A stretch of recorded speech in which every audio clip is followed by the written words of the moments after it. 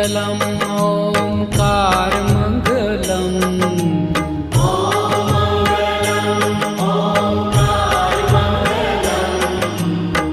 आपोय खण्डमण्डलाकारमङ्गलम् आपोय खण्डमण्डलाकारमङ्गलम्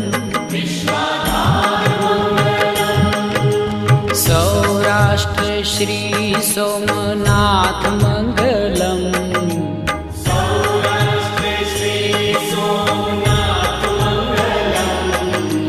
Saurashtra Shri